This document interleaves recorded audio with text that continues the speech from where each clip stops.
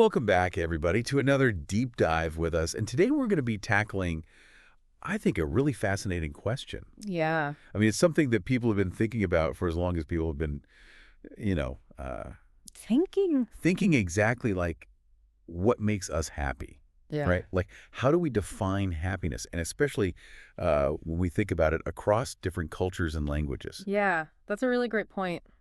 You know, it's easy to think of happiness as this sort of universal concept. Right. Like, we all want to be happy, but when you start to really dig into it, it gets really tricky. You know, like what makes one person happy might be totally different from what makes someone else happy. Oh, absolutely. And that's one of the things that we're going to kind of dig into today, because we're looking at this study that really looked at this question across, I mean, a huge number of different cultures and languages. I mean, we're talking 65 different nations. Yeah, it's an incredible data set. It's amazing. 40 different languages, almost 57,000 people. That's a lot of people. That's a lot of data. That's a lot of data points to kind of sift through. Yeah, and the thing that makes this study so powerful is its scope, you know? It's not just like a small survey of like a couple hundred college students. Right. This is a massive global study, and it's called the Body Image in Nature Survey, BIN for short. I love it. BIN MNS. So before we get into the BIN study, let's talk about how we even measure happiness. Like, how do researchers even go about like quantifying this feeling, right? And most studies in this field rely on something called the Satisfaction with Life Scale, or the SWLS. Yeah, it's a very widely used measure in psychology. Oh, the SWLS. Yeah. And it's basically a 5-question survey that asks people to rate their overall satisfaction with life. Oh, okay. So it's pretty straightforward. Like on a scale of 1 to 10, how satisfied are you with your life, kind of thing? Pretty much, yeah. It asks things like, you know, in most ways, my life is close to my ideal, or Got it. The conditions of my life are excellent, things like that. Okay, so 5 questions like that, and then you kind of average them out, and that gives you like a satisfaction score. Yeah, exactly. And it's been used in tons of research. Right. But, you know, it's really interesting because 2 of the questions on the SWLS actually refer to the past. Oh, really? Like, so far I have gotten the important things I want in life, and if I could live my life over, I would change almost nothing. So it's not just about how you feel right now, but also your overall satisfaction with how your life has unfolded. So reflecting a little bit on your past and how that's kind of informs your present. Exactly. I see. Okay, interesting. So this SWLS, even though it seems like a pretty simple tool, I mean, like we said, it's used in a lot of research, but when you start applying it across so many cultures and languages, as they did in this BNCNS study, things I'm guessing probably got really complicated. Oh, yeah, definitely. It's one thing to use the SWLS in like a homogenous population, but when you're dealing with such a diverse range of cultures and languages, things get a lot more complicated. Okay, so talk to me about that. What are some of the challenges that arise when you're trying to measure happiness across cultures using a tool like the SWLS?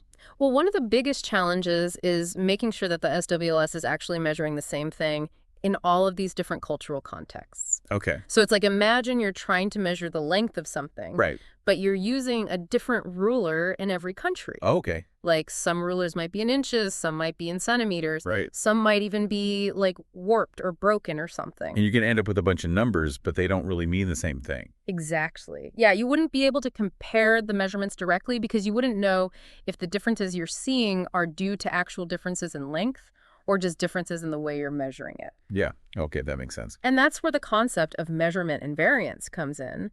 And it's a really important concept in cross-cultural research. Because I remember that from Psych 101, but yeah, break it down for me. Yeah, no problem.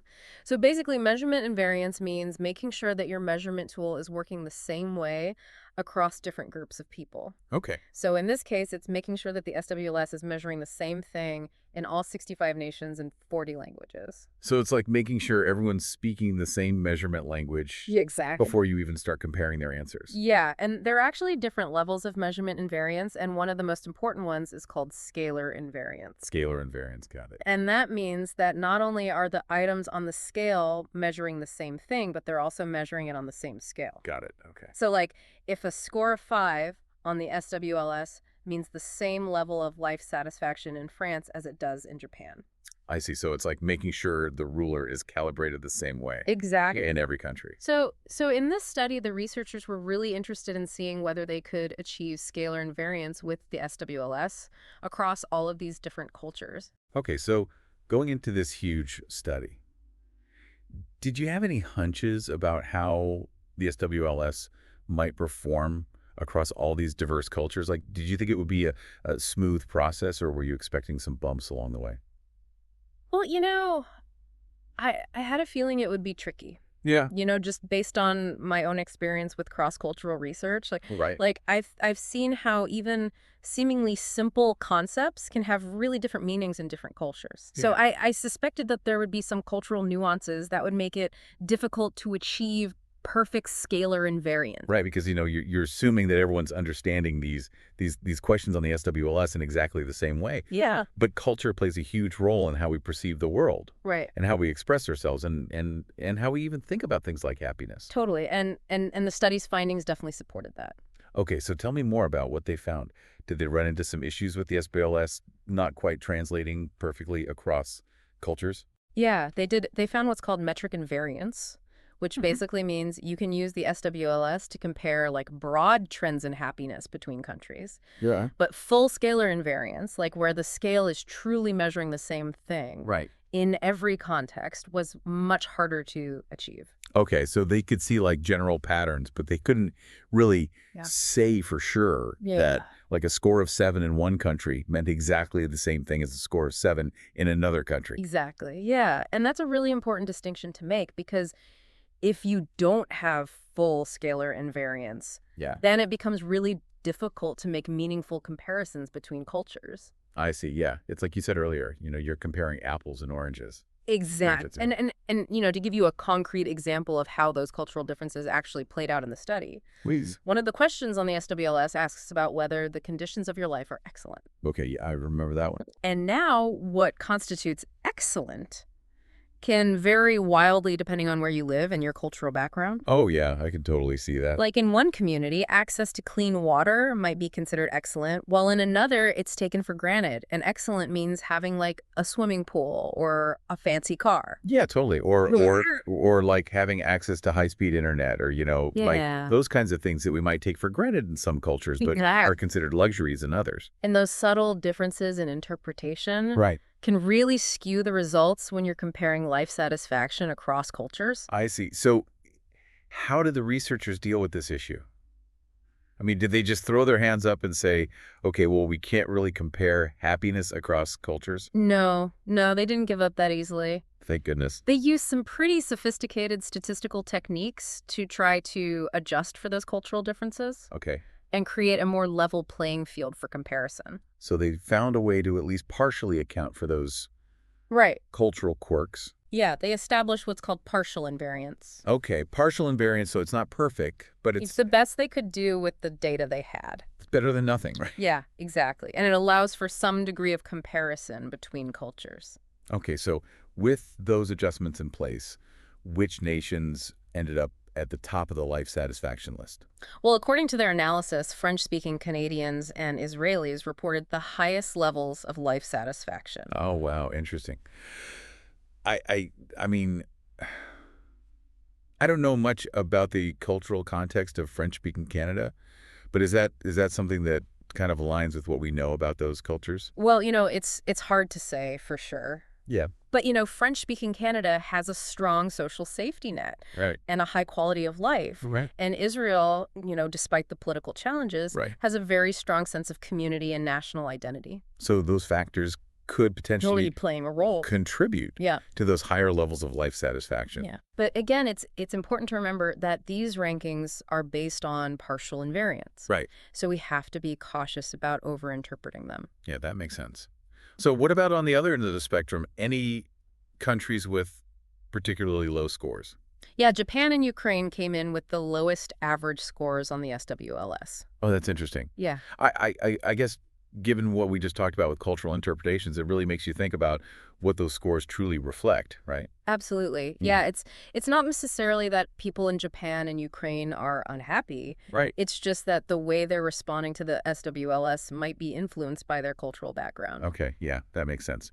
So it's not as simple as saying, okay, these are the happiest countries and these are the least happy countries. Right. It's much more nuanced than that. It's more about understanding the cultural context. Exactly. In which those scores were obtained. And you know what really surprised me and what I think is one of the most fascinating takeaways from this study is The Impact of Language on Life Satisfaction.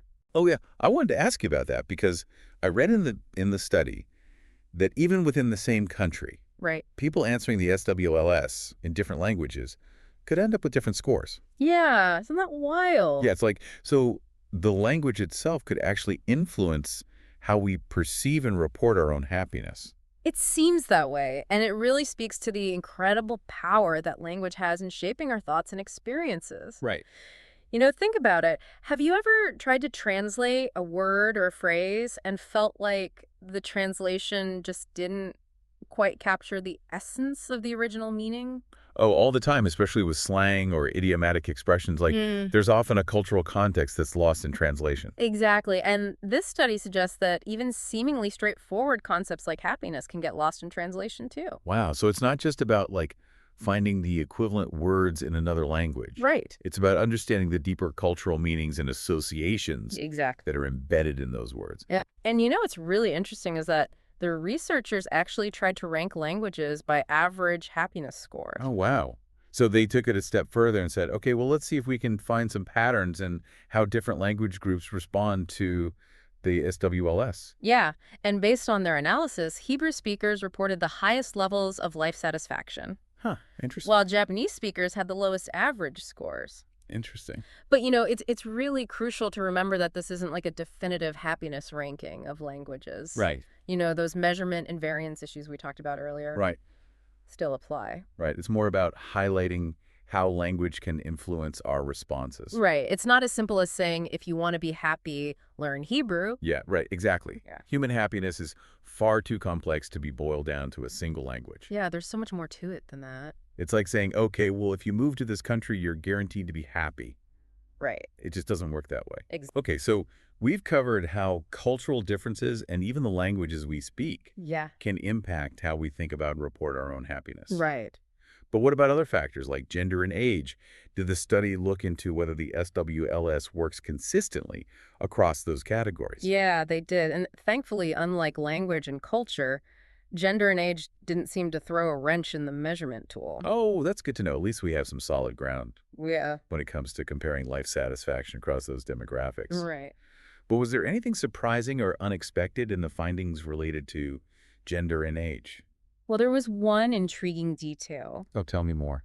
They found that individuals who identify as another gender reported significantly lower levels of life satisfaction. Huh. That's interesting. And do they have any theories as to why that might be? Well, it's hard to say for sure based on this study alone, Right. but it could potentially point to societal factors and the challenges that this group faces. Right, like discrimination and prejudice and Right, exactly. lack of acceptance and support.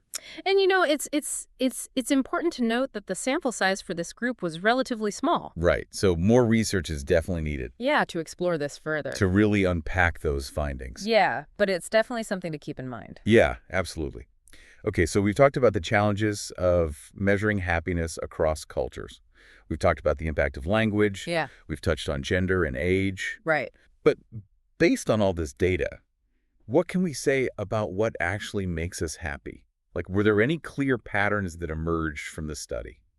Well, if we connect all of this back to the bigger picture, two factors consistently stood out as the strongest predictors of life satisfaction: financial security and relationship status. Okay, so financial security and relationships. Yeah, those seem to be pretty universal. Those seem pretty intuitive. Like, Yeah. I think most people would agree that those are important factors. Yeah.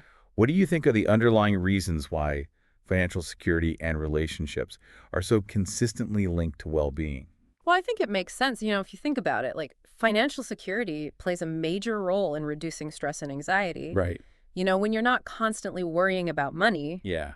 you have more mental space to focus on other things. Right, like your relationships and your hobbies and, Exactly. And it also provides people with opportunities to pursue their goals and interests. Yeah. You can travel, you can take classes, you can do things that bring you joy Right. without having to constantly worry about the financial burden. Yeah. So it's not just about having a lot of money. Right. It's about feeling secure and stable Exactly. in your financial situation. And having the freedom to do the things that you want to do. Okay. Yeah, that makes sense. And what about relationships?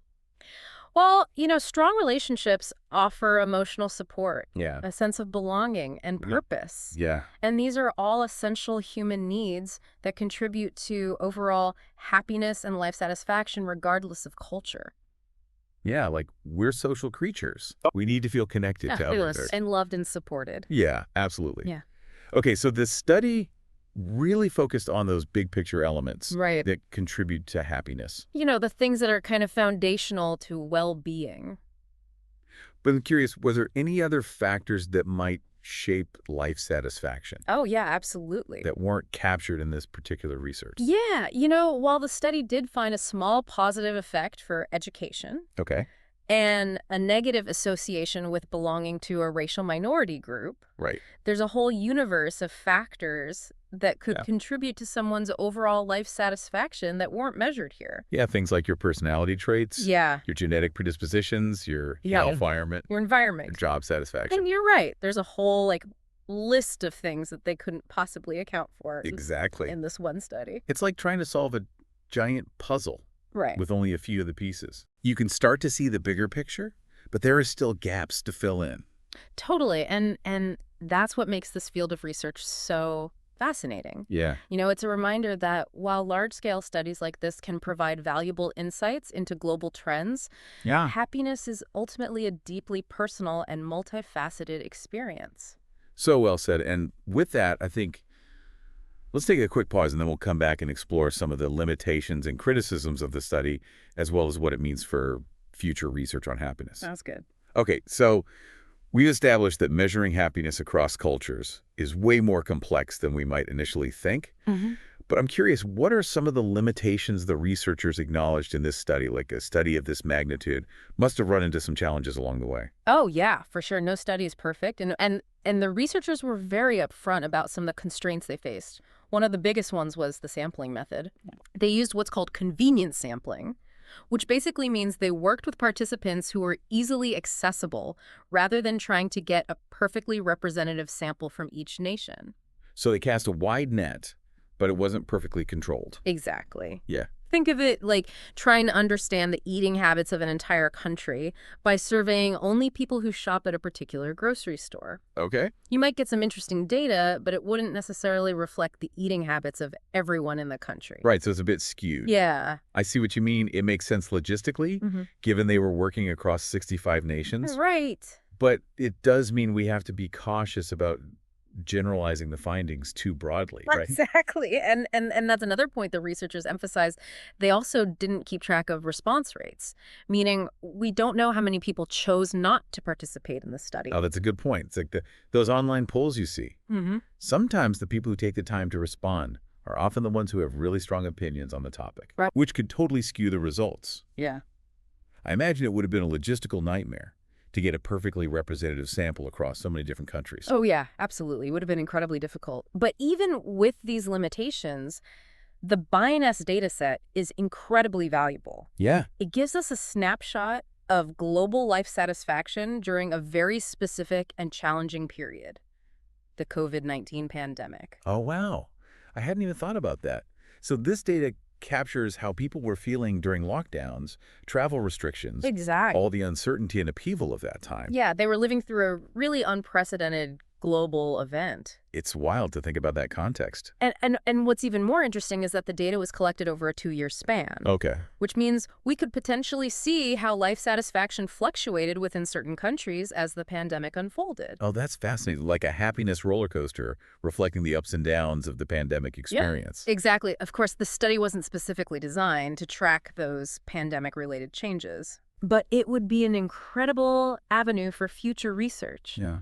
Imagine being able to compare how different cultures responded to the same global event in terms of their reported well-being. That would be really insightful to see how different cultural values or societal structures might have influenced people's resilience and coping mechanisms during such a stressful time. Right. And remember, this study couldn't possibly account for everything that might influence happiness. Of course. The researchers focused on some key demographic factors and socioeconomic indicators. Right. But there's a whole universe of individual experiences, values, even genetic predispositions that might contribute to someone's overall life satisfaction. It's like trying to solve a giant puzzle with only a few of the pieces. Yeah. You can start to see the bigger picture, but there are still gaps to fill in. Exactly. Human happiness is incredibly complex, and this study provides a fascinating glimpse into some of the global patterns. But it's ultimately up to each of us to figure out what brings us joy and contentment on a personal level. So, to bring it back to our listeners, how can we apply these insights to our own lives? Like, what's the takeaway message here? I think the biggest takeaway is to remember that happiness rankings and statistics, while interesting, Yeah. shouldn't be taken as gospel truth. Right. They can offer some food for thought, but they don't tell the whole story. It's like looking at a travel brochure versus actually experiencing a place firsthand. Exactly what truly matters is understanding what makes you feel fulfilled and content. Well said. But before we wrap up, I want to circle back to something you mentioned earlier about future research. Yeah. What are some of the unanswered questions this study raises? Like, what directions do you think research on happiness should go in from here? That's a great question. One of the biggest challenges in this field is moving beyond simple surveys and finding ways to capture the full richness and complexity of human happiness. The SWLS, while valuable, Right. is still just scratching the surface. So it's like needing a more nuanced instrument than just a basic thermometer. Exactly. We need to get more creative and develop tools that account for the cultural and linguistic differences we've been discussing, Yeah. as well as those individual factors we mentioned earlier. Okay, so if you could wave a magic wand and design the perfect happiness survey, what kinds of questions would you include? Like, what factors do you think are essential to consider? Oh, that's a fascinating thought experiment. I think it would be crucial to delve deeper into the cultural values and societal structures that might influence people's perceptions of happiness. Okay. We could also explore how things like access to nature, Yeah. a sense of community, or even a country's political climate might play a role. I'm already brainstorming a list of potential research questions. This deep dive has definitely sparked my curiosity about the myriad factors that contribute to a fulfilling life. And that's what it's all about, isn't it? Stimulating those aha moments and encouraging a deeper understanding of ourselves and the world around us. Absolutely. And on that note, it seems like we've reached a natural point to wrap up this deep dive into the fascinating and complex world of life satisfaction. All right, so as we wrap up our deep dive into the world of happiness research, what's the key takeaway you hope our listeners walk away with? Oh, I think the biggest lesson here is that happiness, as universal as it might seem, is actually a very nuanced concept. There's no magic formula, and what brings one person joy might not do the same for another. It's like that saying, one person's trash is another person's treasure. Exactly. And I think this research really underscores the importance of cultural sensitivity and understanding when we're talking about something as subjective as happiness. We can't just assume that everyone experiences and expresses happiness in the same way. Right. It's like assuming everyone speaks the same love language. It just doesn't work that way. And I think the study's findings about language and happiness were particularly eye-opening. It makes you realize how deeply ingrained language is in our thought processes and perceptions. It really does, and it raises some fascinating questions about how we can create more culturally sensitive measures of happiness in the future. Maybe we need to move away from standardized questionnaires and embrace more qualitative approaches that allow people to express their experiences in their own words and within their own cultural contexts. That's a really interesting idea. So instead of just asking people to rate their happiness on a scale, we could encourage them to tell stories, share anecdotes, or even create art that reflects their well-being. Exactly. It would be a more holistic and nuanced way to capture the richness and diversity of human experience. And who knows, it might even lead to new discoveries about the nature of happiness itself. That's a great point, and it brings us back to that thought-provoking question you posed earlier. If you could design the perfect happiness survey, what would it look like? Well, as we've discussed, it wouldn't be a survey in the traditional sense. I envision something more interactive and personalized, something that adapts to the individual's cultural background and life experiences. Maybe it would incorporate elements of storytelling, creative expression, and even physiological measures like heart rate variability or brainwave activity. Wow, that sounds incredibly innovative, like a happiness assessment that's tailored to each individual's unique makeup. Exactly, because ultimately happiness isn't just about checking boxes or fitting into predetermined categories. It's about understanding what truly makes you thrive and flourish. And I think that's the perfect note to end on. So to our listeners, as you go about your day, we encourage you to reflect on what brings you joy and contentment. What are the ingredients of your personal happiness recipe? And remember, there's no right or wrong answer. It's all about finding what works for you. Well, on that note, we'll wrap up this episode of The Deep Dive. Until next time, keep exploring, keep learning, and keep seeking those moments of joy and connection that make life truly satisfying.